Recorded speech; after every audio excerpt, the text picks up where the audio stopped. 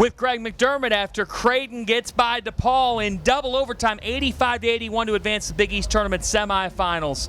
Mac, you're down by 11 points with just over 2 minutes on the clock. DePaul was up by 17 early in the second half. What did this show you about your team? You know, probably nothing I didn't already know, John, in terms of their togetherness. It's been a very unique group and how unified they are. And, you know, they just kept believing and they kept executing. And, you know, you play it out and hope you get a chance and something goofy happens. And fortunately, you know, we got fortunate that DePaul missed a free throw in there. But Fedor hits a couple big threes. Ashworth, after a rough night, you know, knocks down a big one. So really proud of this group.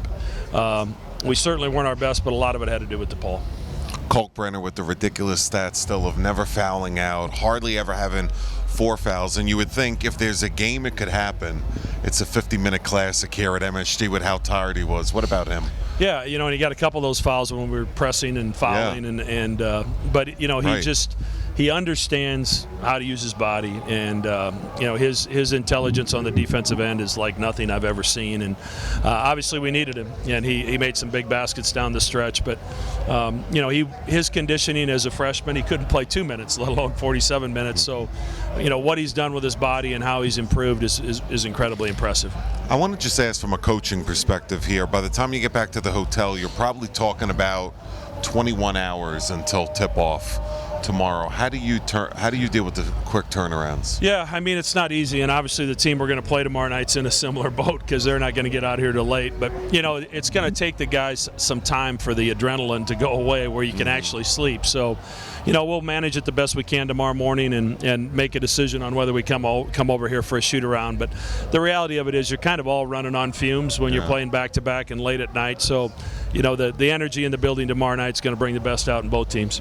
There are moments, whether it's in the last weeks of the regular season or a week like this, sometimes we point back to in the NCAA tournament about a confidence booster for a kid. How much of a confidence boost is this for Fedor Zugic?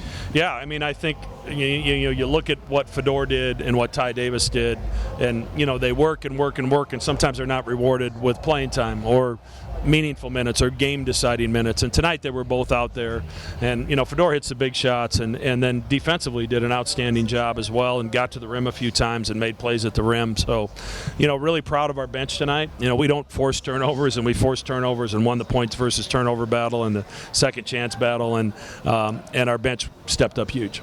Coach, I've seen you with Starbucks day of games, so be in the lobby with a little Java tomorrow morning. I'm going to need a little, I think. And I was just going to tell you that with a late finish like this, and we still have another game and then a quick turnaround after, my hair and makeup department has a lot of work to do tomorrow. They do. Oh, I didn't notice they did your hair or makeup. So that's a lot of work any day, Matt. Good night, Mac. Thanks, guys.